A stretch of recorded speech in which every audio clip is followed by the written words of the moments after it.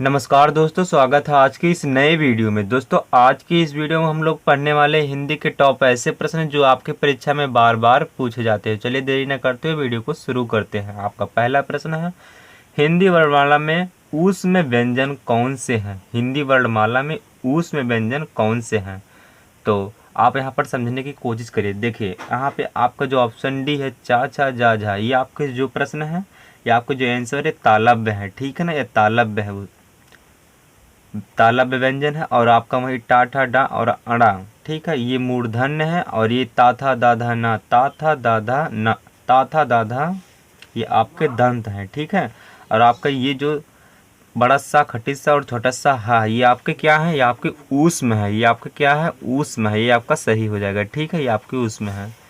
उसी तरह से आपका अगला है, जो व्याकरण जानता है उसके लिए एक शब्द क्या होगा? जो व्याकरण जानता है उसके लिए एक शब्द क्या होगा? ऑप्शन ए में शास्त्री, ऑप्शन बी में व्याकरण है, ऑप्शन सी में व्याकरणविद, ऑप्शन डी में इनमें से कोई नहीं। इसमें से आपका राइट आंसर होगा, इनमें से आपका राइट आंसर होगा जो आपका व्याकरण व्याकरण है। ठीक है ना, आप व्याकरणविद पे मत लगाना। ठीक है, और शास्त्री इनमें से कोई नहीं, दोनों गलत होंगे आपके।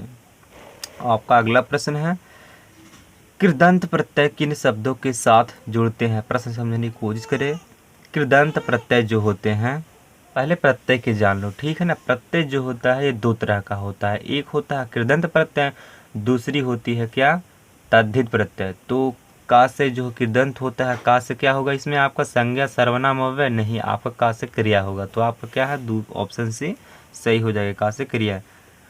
फिर उसी तरह से अगला है, जो युद्ध में स्थिर रहता है, जो युद्ध में स्थिर रहता है उसे कहते हैं, जो युद्ध में स्थिर रहता है उसे कहते हैं युद्ध स्थिर, युद्ध स्थायी, युधिष्ठिर, युद्ध थिरक। आपका इसमें से कौन सा सही होगा? ऑप्शन नंबर सी इसमें से आपका सही हो जाएगा, युधिष्ठिर।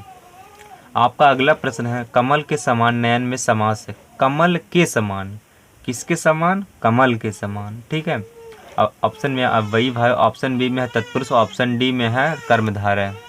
चलिए आगे देखते हैं, कमल के समान न्याय। यहाँ पे आपको क्या बताया जा रहा है? विशेषता बताया, जिसमें विशेषता विशेषण बताया जा रहा हूँ वहाँ पे क्या होगा? ऑप्शन नंबर जो आपका सही हो जाएगा, ऑप्शन नंबर सी, द्वंद्व समास। ठीक है ना। फिर उस तरह से आपका अगला है, आंखों में गणना मुहावरे का सही अर्थ है। आंखों में गणना मुहावरे का सही अर्थ है। आंखों में गणना मुहावरे का सही अर्थ है गौर से देखना।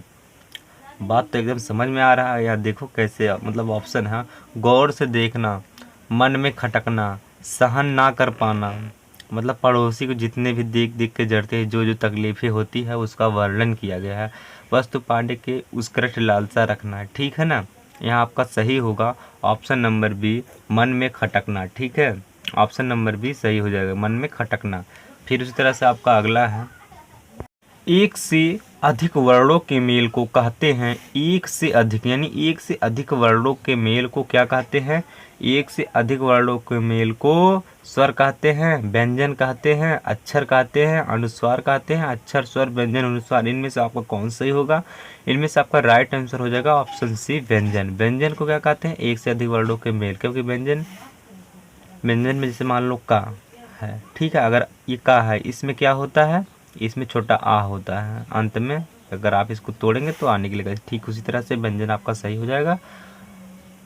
ठीक है, और आपका अगला है, निम्नलिखित में अंतस्थ, निम्नलिखित में अंतस्थ व्यंजन कौन सा है? निम्नलिखित में अंतस्थ व्यंजन कौन सा है? प्रश्न समझने की कोशिश करो। मैं आपको एक ट्रिक दे देता हूँ, देखो, यह यरलव, यरलव जो होता है, इनमें से अगर कोई एक वर्ड आए तो आपका अंतःसंधर का जो व्यंजन है उसको आप पहचान बड़े आसानी से ही कर ले जाओगे। तो यहाँ आपका वाह आया हुआ है, तो आपका ऑप्शन नंबर सी सही हो जाएगा। ठीक है, फिर उसी तरह से आपका अगला प्रश्न है, अगला प्रश्न है, जिस समास में पूर्व पद गौण तथा उत्तर पद प्रधान हो उसे कौन सा समास कहते हैं? जिस समास में पूर्व पद गौण तथा उत्तर पद समास हो उसे कौन सा समास कहते हैं? द्वंद्व समास, बहुब्रीहि समास, द्विगु और तत्पुरुष। ऑप्शन ए में है द्वंद्व समास। ठीक है ना, फिर उसी तरह से बहुब्रीहि, द्विगु और समास।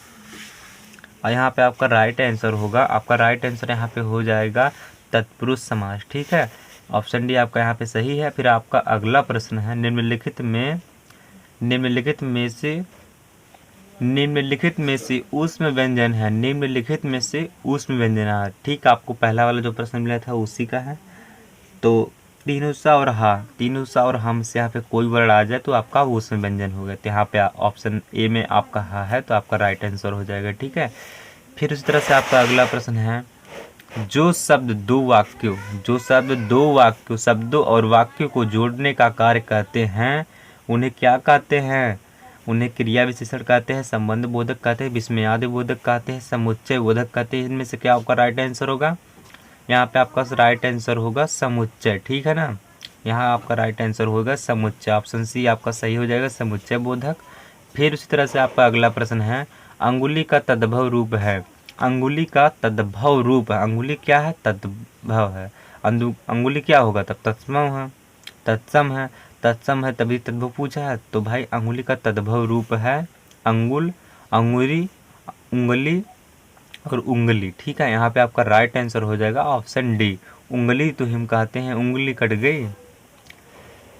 समास कहते हैं, प्रश्न समझने की कोशिश करो। समास कहते हैं, समास कहते हैं शब्दों के मेल को, शब्दों के मेल को, दूसरा है अक्षर के मेल को, तीसरा है स्वरों के साथ स्वर के मेल को, स्वरों के साथ स्वर के मेल को, और आपका लास्ट है स्वरों के साथ व्यंजन के मेल को। यहाँ पे आपका राइट आंसर होगा, आपका इसमें से राइट आंसर हो जाएगा शब्दों के मेल को, आपका सही है। ठीक है ना, अक्षर के मेल को आपका क्या होगा? अक्षर के मेल को संधि हो जाएगा। ठीक, उसी तरह से आपका क्या अगला वाला है, क्रिया विशेषण के भेद। तो भैया आपका राइट आंसर यहाँ पे होने वाला है अव्यय क्या। ठीक है, अव्यय का इसमें से आपका सही है, क्रिया विशेषण के भेद है, विशेषण का, निपात का, समापिका का। तो यहाँ आपका राइट आंसर होगा ऑप्शन ए अव्यय का। ठीक है ना, गणेश का पर्यायवाची होगा, गणेश का पर्यायवाची होगा सुधांशु, कुबेर, एकदंत, सुधाकर। ये जो आपके तीनों है ना, ये आपका क्या है? चंद्रमा के पर्यायवाची है। ठीक है ना, तो एक दंत गया मंत्र मतलब ये आपका गणेश का पर्यायवाची होगा। ऑप्शन सी इसमें से आपका सही हो जाएगा। इहलोक का विपरीतार्थक शब्द है, इहलोक का विपरीतार्थक शब्द है। प्रश्न कह रहा है उपकार, ऑप्शन बी पाताल, ऑप्शन डी, ऑप्शन सी आदि, ऑप्शन डी परलोक। तो भाई इसमें से आपका राइट आंसर चुपचाप हो जाएगा, इहलोक का जो विपरीत होगा परलोक होगा। ठीक है ना, फिर उसी तरह से आपका अगला प्रश्न है, अगला प्रश्न है, आए थे हरि भजन को ओटन लगे कपास, लोकोक्ति का सही अर्थ है। आए थे हरि भजन को ओटन लगे कपास, लोकोक्ति का सही अर्थ है। लोकोक्त का सही अर्थ पहला जो उत्तर है ऑप्शन का, ऑप्शन नंबर ए है साधुओं की संगति को छोड़ देना। दूसरा है वंचित कार्य को छोड़कर अन्य कार्य में लग जाना। ऑप्शन नंबर सी है भक्ति छोड़कर व्यापार करने लगना। ऑप्शन डी है गृहस्थी के झंझटों में फंस जाना। ठीक है, आपका इसमें से राइट आंसर होगा आए थे हरिभजन को ओटन लगे कपास। इसमें से ऑप्शन आपका बी सही है। क्यों? क्योंकि वंचित कार्य को छोड़कर अन्य कार्य में लग जाना। ये जरूरी नहीं है कि जो ये मुहावरे होते हैं, लोकोक्तियाँ होती हैं, ये ठीक इनका संबंध जो है धर्म से हो, भक्ति से ही हो। ठीक है ना, बैकग्राउंड में कुछ और रहता है, सामने दिखाने को कुछ और रहता है। यही तो है मुहावरे का जलवा। निम्नलिखित में कौन सा कमल का पर्यायवाची नहीं है? निम्नलिखित में कौन सा कमल का पर्यायवाची नहीं है? मतलब तीन ऐसे हैं जो कमल का पर्यायवाची है ऑलरेडी, और जो नहीं है तो भाई आपका नहीं से कौन सा किसका रिश्ता है? तो भाई जलद जो होता है ये बादल का पर्यायवाची है। बाकी ये तीन जो है कमल के पर्यायवाची हैं। ठीक है, राजीव, कुवलय और अंबुज तीनों आपके क्या हैं? ये तीनों जो है आपके कमल के ऑलरेडी पर्यायवाची हैं, और जलद जो है बादल का पर्यायवाची है, इसलिए ये आपका नहीं होगा। ठीक है, फिर उसी तरह से आपका अगला है, जो अव्यय वाक्य में किसी भी शब्द लगाकर उसे विशेष बल प्रदान करते हैं उन्हें कहते हैं। ठीक है ना, जो अव्यय वाक्य में किसी भी शब्द को लगाकर उसे विशेष बल प्रदान करते हैं। जैसे मैं तुम्हें नहीं जाना है, ही क्या है इसमें? उन्हें क्या कहते हैं?